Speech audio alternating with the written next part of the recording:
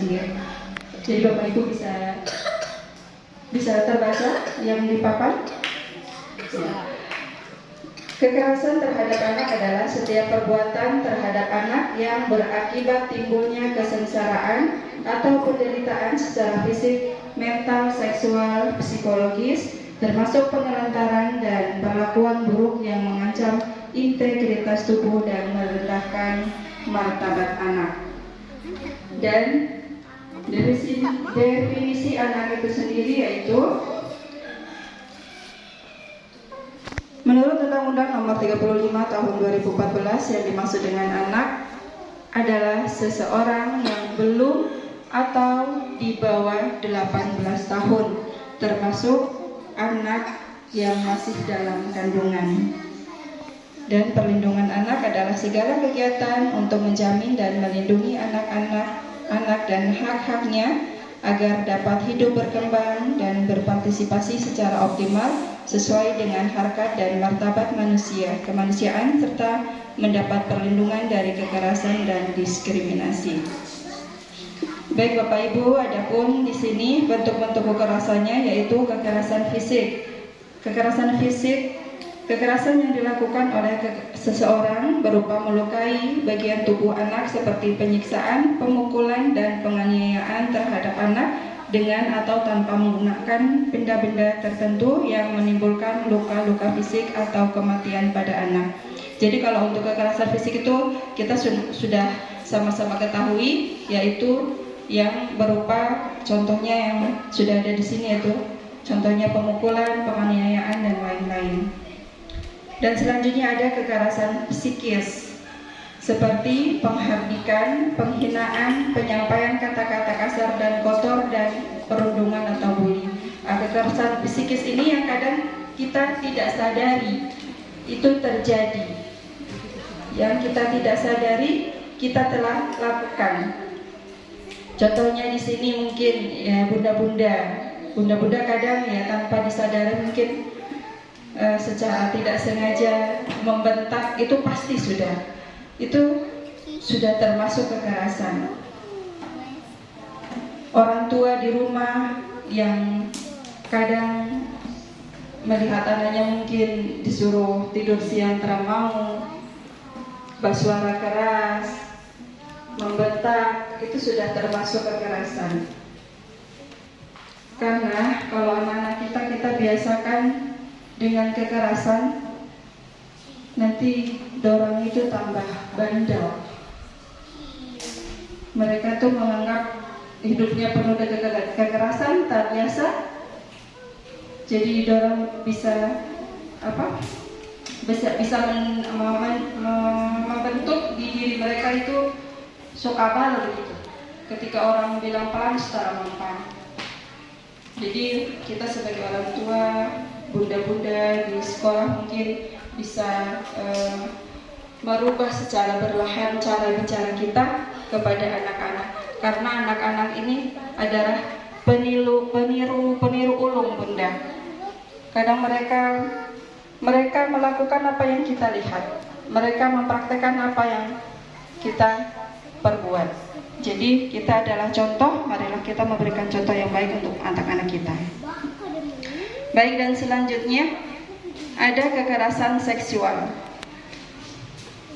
Kekerasan seksual non kontak seperti melihat kekerasan atau kegiatan seksual, dipaksa terlibat dalam kegiatan seksual dan mengirimkan gambar atau video teks kegiatan seksual. 2. Seksual kontak seperti sentuhan, diajak berhubungan seks, dipaksa berhubungan seks, dan berhubungan seks di bawah tekanan. Jadi kekerasan seksual itu tidak hanya berupa sentuhan, melalui kata-kata pun. Kalau kata-kata yang jorok, kotor, itu sudah merupakan kekerasan seksual. Jadi Bapak Ibu, di sini saya sedikit bercerita. Kemarin ada salah satu anak menjadi korban kekerasan. Jadi setelah kita asesmen, kita tanya-tanya, kita mendapati kenapa kok sampai bisa itu dilakukan oleh orang terdekat kita. Jadi dia bilang,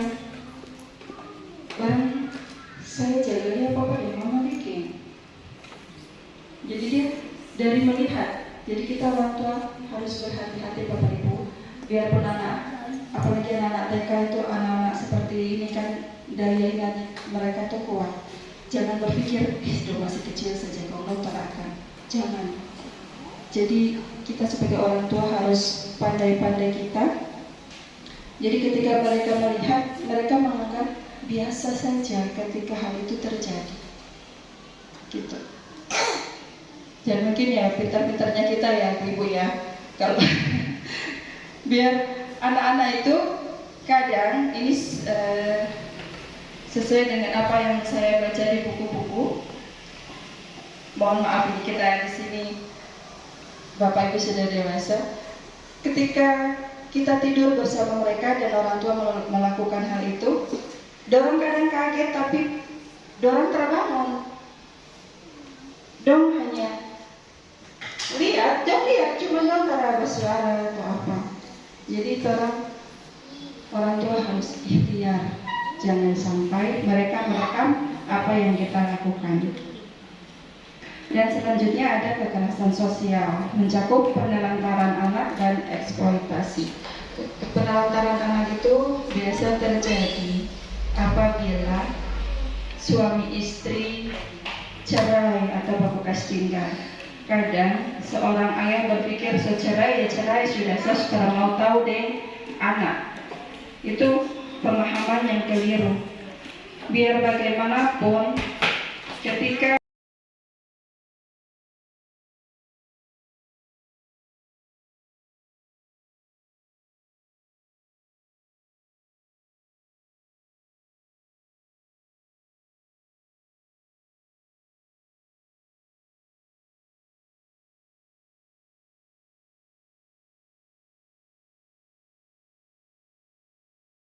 Ketua UPPD Pemberdayaan Perempuan. Terima kasih, mohon maaf tadi saya terlambat karena ada satu dan lain hal yang saya harus selesaikan terkait dengan apa tadi, kekerasan. Jadi ini memang sangat menarik karena hampir setiap di semua lini pendidikan itu ada. Dan baru-baru itu kemarin saya alami anak saya sendiri, Rauf itu. Walaupun dia sudah duduk di kelas SMP di Sanawiyah Gumura.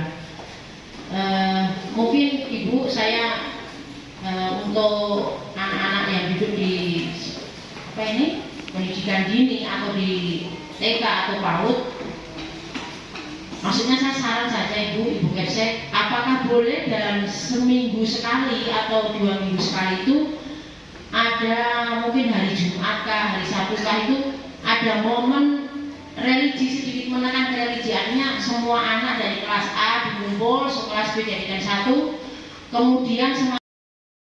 Jadi yang dialami itu kadang-kadang mayoritas anak-anak ini takut sampaikan di orang tua, bahkan lapor di guru saja takut. Nah itu karena mendapatkan ancaman dari si itu yang mukul-mukul itu, kalau kamu bilang nanti saya ini. Nah itu kira-kira bagaimana untuk bisa si anak itu bisa menyampaikan. Termasuk anak saya yang saya alami itu, saya sampai bicara sampai jam tengah malam baru dia mau mengaku. Karena di ujung itu intinya bergerak mau pindah sekolah, terus saya gali informasi kenapa mau pindah sekolah, padahal ada kejadian seperti itu. Jadi intinya itu anak-anak takut mau sampaikan, harus kita bujuk sampai ulang-ulang baru dia mengaku. Mungkin saya minta tip dari Ibu bagaimana